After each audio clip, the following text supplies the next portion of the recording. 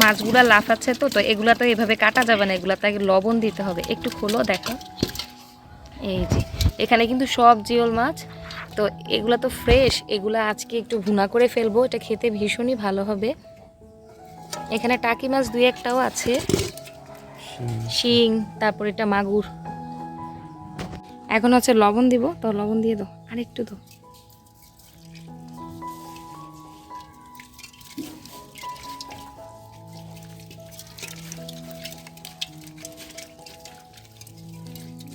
ঢাকনাটা দিয়ে দাও। এখন মাছগুলোকে আমি কেটে নেব। লবণ দেওয়ার কারণে মাছগুলো কিন্তু মরে গেছে। এগুলো কিন্তু সব দেশি, এগুলো চাষের না। আপনাদেরকে দেখিয়েছিলাম ভিডিওটা, মাছ ধরার ভিডিওটা। এখন মাছটাকে আমি কেটে নেব। শিং মাছ তো কাটা খুব বেশি একটা ইয়ে।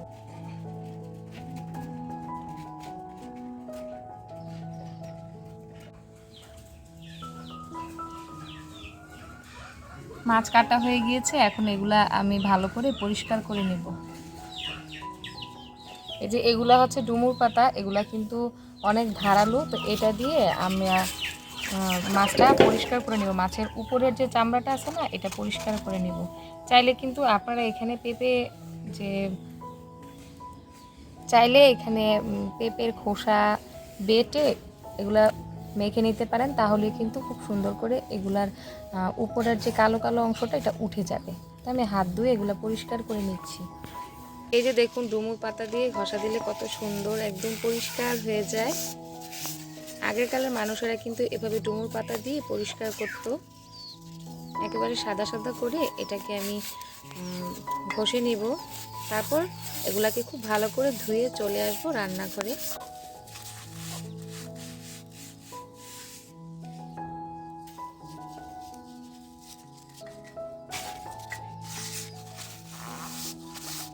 আজকে শিং মাছটা আমি কষিয়ে রান্না করব সম্পূর্ণ গ্রামীণ উপায়ে। তো কড়াই আমার একেবারে গরম হয়ে গিয়েছে, এখন দিয়ে দিব তেল। আমি আজকে কম মশলায় খুবই সিম্পলভাবে শিং মাছের ঝোলটা রান্না করব। এভাবে আপনারা বাসায় ট্রাই করে দেখবেন, এটা খেতে কতটা ভালো হয়। এখানে আমি পেঁয়াজ আর রসুন থেতো করে নিয়েছি, এটা আমি এখন তেলের মধ্যে দিয়ে দিব। এখন পেঁয়াজটা আমি কিছুটা লাল লাল করে ভেজে নিব। এখন দিয়ে দিব কয়েকটা কাঁচামরিচ।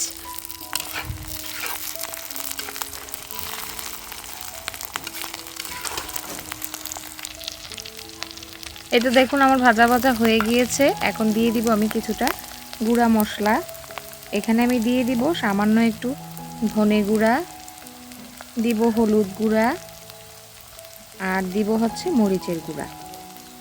এটা দিয়েই না আমি একটু কষিয়ে নিব।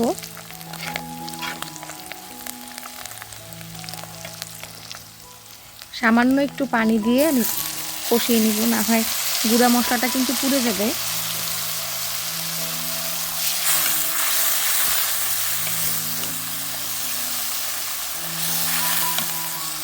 আমার মশলাটা কষানো হয়ে গিয়েছে, এখন দিয়ে দিব মাছগুলা দিয়ে আমি কিছুটা সময় কষিয়ে নিব। আর আরেকটা কথা বলি, আমি কিন্তু এখানে লবণ দিয়েছি, বাট এটা বলতে আমি ভুলে গিয়েছি, প্লাস দেখাতেও ভুলে গিয়েছি। মাছটাকে আমি খুব ভালো করে কষিয়ে নিব। তা আমার কাছে হলুদটা একটু কম মনে হয়েছে, তারপর আমি সামান্য একটু হলুদ আর মরিচের গুঁড়া দিয়ে নিয়েছি। দিয়ে এটা সামান্য একটু পানি দিয়ে খুব ভালো করে কষিয়ে রান্না করছি।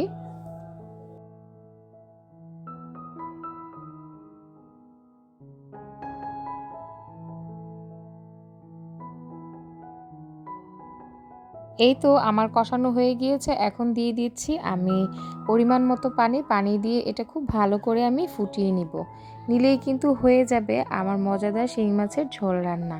তো এভাবে বাসায় ট্রাই করে দেখবেন, এটা খেতে কিন্তু ভীষণই ভালো হয়। আর আমরা সবাই খুব মজা করে খেয়েছি।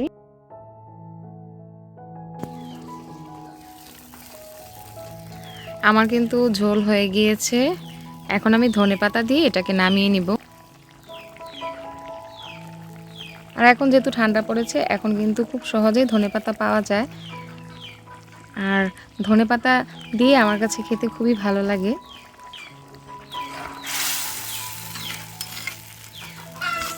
গ্রামে কিন্তু এখন ঠান্ডা, আর এই ঠান্ডায় দুপুরের দিকে গরম গরম ভাতে এরকম শিং মাছের ঝোল হলে কিন্তু খেতে মন্দ না। তো কেমন হয়েছে আমার আজকের এই রান্নাটা অবশ্যই কমেন্ট করে জানাবেন। যদি ভালো লেগে থাকে তাহলে প্লিজ আমার চ্যানেলটা সাবস্ক্রাইব করবেন। সবাই ভালো থাকবেন, সুস্থ থাকবেন, আমাদের জন্য দোয়া করবেন। আল্লাহ হাফেজ।